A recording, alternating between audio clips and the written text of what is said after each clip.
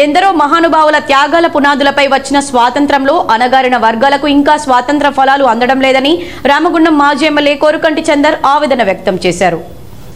79వ స్వాతంత్ర దినోత్సవ వేడుకల్లో భాగంగా గోదావరిఖని బీఆర్ఎస్ పార్టీ కార్యాలయంలో శుక్రవారం ఏర్పాటు చేసిన జెండా ఆవిష్కరణ కార్యక్రమంలో మాజీ ఎమ్మెల్యే పాల్గొని బీఆర్ఎస్ శ్రేణులతో కలిసి జాతీయ జెండాను ఆవిష్కరించారు. ఈ సందర్భంగా మాజీ ఎమ్మెల్యే మాట్లాడుతూ ఆనాడు స్వాతంత్ర్యం కోసం ఎందరో స్వాతంత్ర సమరయోధులు తమ ప్రాణాలను అర్పించారని, అదే స్ఫూర్తితో అహింసా మార్గంలో నేడు కేసీఆర్ నాయకత్వంలో ఒక రక్తపు చుక్క నేలరాలకుండా తెలంగాణ రాష్ట్రాన్ని సాధించుకోవడం జరుగుతుందని తెలిపారు.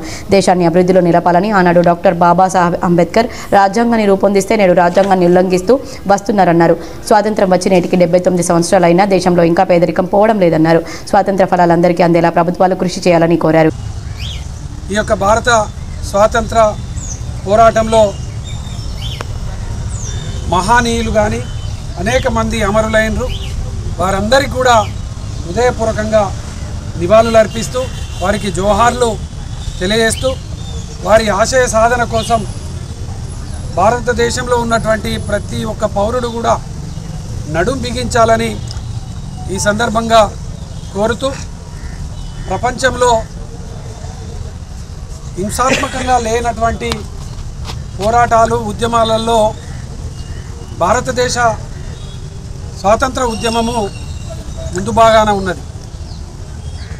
హింసాత్మక రూపంలో కాకుండా శాంతియుత మార్గంలో భారతదేశ స్వాతంత్రాన్ని ఏ విధంగా అయితే సాధించుకున్నామో తెలంగాణ రాష్ట్రాన్ని కూడా గౌరవనీయులు ఉద్యమ మహానాయకులు కేసీఆర్ గారి నేతృత్వంలో ఒక రక్తపు చుక్క నేలకు రాలకుండా ఈ తెలంగాణ రాష్ట్రాన్ని సాధించుకున్నాం. భారతదేశంలో ఉన్నటువంటి అన్ని వర్గాలకు న్యాయం చేయాలని ఆనాడు డాక్టర్ బిఆర్ బాబాసాహెబ్ అంబేద్కర్ గారు రాజ్యాంగాన్ని పొందుపరిస్తే ఇలా రాజ్యాంగ ఉల్లంఘన జరుగుతున్నటువంటి ఈ యొక్క సందర్భం అనేక ఉద్యమాలు అనేక పోరాటాల ఫలితంగా వచ్చినటువంటి ఈ యొక్క భారతదేశ స్వాతంత్రంలో అట్టడుగు వర్గాలకు ఎక్కడున్న వాళ్ళు అక్కడే ఉన్నారు. ఉద్యోగాలు లేక ఇబ్బందులు పడుతున్నారు యువకులు. కార్మికులకు కనీస వేతనాలను చెల్లించేటువంటి పరిస్థితి లేదని ఆందోళనలు జరుగుతూ ఉన్నాయి.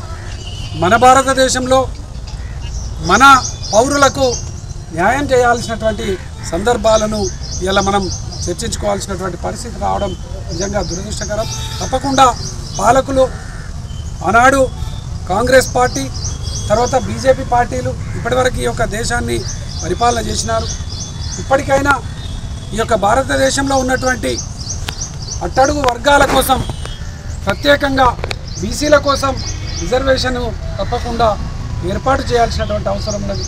ఈ కార్యక్రమంలో బీఆర్ఎస్ నాయకులు గోపు ఐలయ్య యాదవ్, మారుతి, కల్వచర్ల కృష్ణవేణి, గుంపుల లక్ష్మి, నూనె కొమరయ్య, దొమ్మెటి వాసు, పర్లపల్లి రవి, వడ్డేపల్లి శంకర్, మురళీధర్ రావు, సట్టు శ్రీనివాస్, మెతుకు దేవరాజ్, నీరటి శ్రీనివాస్, అచ్చెవేణు, కిరంజీ తదితరులు పాల్గొన్నారు.